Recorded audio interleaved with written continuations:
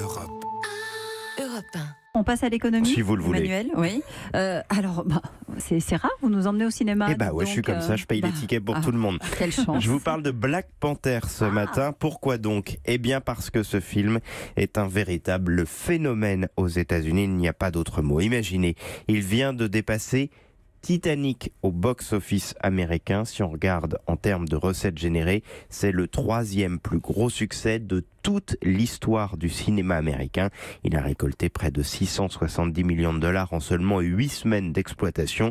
Il se place juste derrière Star Wars, le réveil de la force, sorti en 2015, qui est premier, et Avatar, sorti en 2009. Si on regarde au niveau mondial, cette fois, il est 10e pour le moment. Là, c'est Avatar, le tout premier, suivi de Titanic. Oui, alors comment est-ce qu'on explique justement le succès à une telle échelle de Black Panther? Alors je ne sais pas si vous avez vu Black Panther ici autour de la table ou à la maison, je vous pose la question aussi. Moi en tout cas je ne l'avais pas vu. Je suis donc allé me renseigner auprès des plus avertis de la rédaction, en l'occurrence Mathieu Charrier, le Monsieur Cinéma d'Europe 1. Selon lui le film est très réussi. Très bien foutu, m'a-t-il dit, pour être très précis.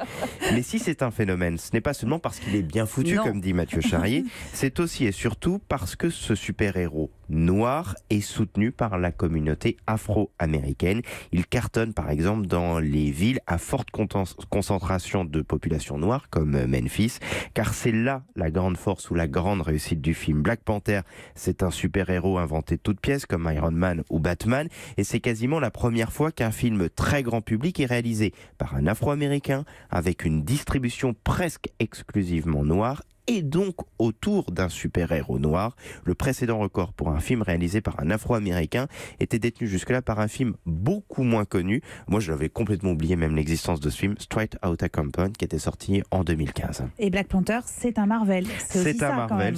Alors Marvel, oui. Ce sont les fameux comics américains. François Clémenceau, c'est toute son enfance. Ces fameux héros de bande dessinée qui sont maintenant déclinés au cinéma.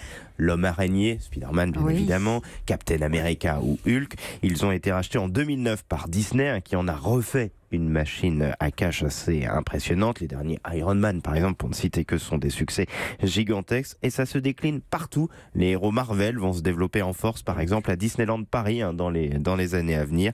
En tout cas, ce qui est sûr, c'est que Black Panther, après un tel succès, va avoir une suite. Parce que si Disney a bien de l'expérience dans un domaine, c'est bien celui d'user parfois jusqu'à la moelle les licences qu'ils exploitent. Oui, et puis c'est important parce qu'il y avait eu un mouvement aux États-Unis, justement, des stars américaines du cinéma pour dire il n'y a pas assez de représentants noirs à Hollywood. C'est une manière finalement. Comme la communauté noire est généralement totalement absente des récompenses. Et là, effectivement, après, il faut espérer que c'est pas un film et après on revient à la normale. Non, il faut espérer que ça le fossé continue. identitaire entre les deux communautés, parce que là, pour le coup, c'est quand même assez problématique. Europe.